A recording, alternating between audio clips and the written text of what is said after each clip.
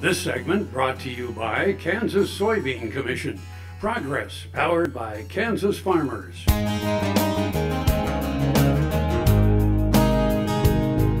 Well, my name's Darin Williams, and we farm in Waverley, Kansas, on the east central side of the state of Kansas. We got into no-till and cover crops back in 2010 at the same time, and it just intrigued me to see if we could grow conventional or non-GMO soybeans and achieve the same yields as the Roundup Ready, 1 or 2s that were out at that time. So I started doing soybean plots under no-till conditions so I could get my own yield data, and I was putting Roundup Ready in with non-GMO seed. And then after several years of making a lot of phone calls and building a lot of relationships, we're finally at the point where we can market 3 to 4 different varieties that we sell at our seed facility, Natural Ag Solutions. And I've not seen the yield drag that a lot of people say is there. It's a different way of managing the crop and growing it, but it doesn't work unless you have healthy soil. Whether you're growing dicamba or genetically modified, you still have to have healthy soil to grow a crop, a good healthy crop. And it just seemed like a natural thing to do since we were learning no-till and cover crops at the same time to see, it was more out of a curiosity thing to see if we could do it. And now that we've gotten farther into it and we've seen the profitability that's there, it has helped, because there's some tough times with the grain prices and stuff the last 3 or 4 years, and capitalizing on anywhere from 50 to 75 cents over the futures price is a big deal on a substantial amount of acres, but it's not been without a lot of blood and sweat and a lot of determination to make it happen.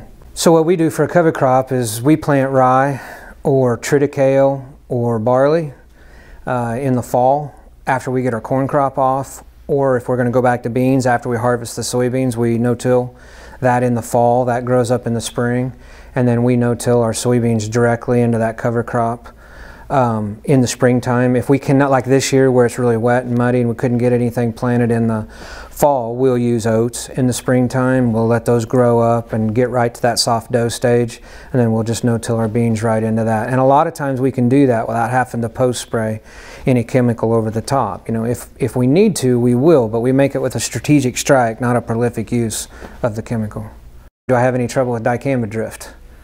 And that's a legitimate concern, that's a legitimate question. And my answer is I've had a small amount of damage. I've had 4 acres in the last 2 years of dicamba being used around me that got damaged.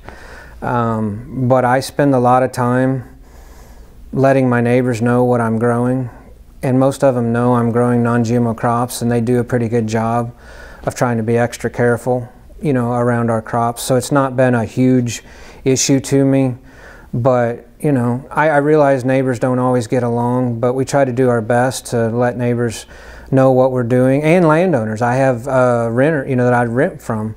I'm happy to share with them, or somebody across the road sees us spraying something, I'm happy to go right across the road and share with them what I'm actually doing in the field. I think communicating with people in more of a humble learning fashion than an arrogant, I'm going to do what I'm going to do because I'm the farmer and you're just going to have to live with it fashion, it gets you a lot farther down the road. And I just think communicating is a big deal. I don't know everything. I'm still learning. We've been trying to do this for almost 8 to 9 years now. And that's how I got started, was going to different events across the country, different farms, trying to learn from what other producers were doing. I knew I couldn't exactly duplicate everything they're doing.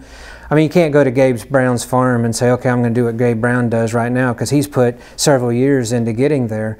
You can take those principles, you can go back to your farm and start applicating them on your farm. I think it's important because the future of agriculture is in trouble. And if we don't get these younger people, what I consider the generation, the 30, 35-year-old people thinking different about how they're growing their crops, we're going to be in a big trouble, in another 10 or 15 years, overall financially and ecologically.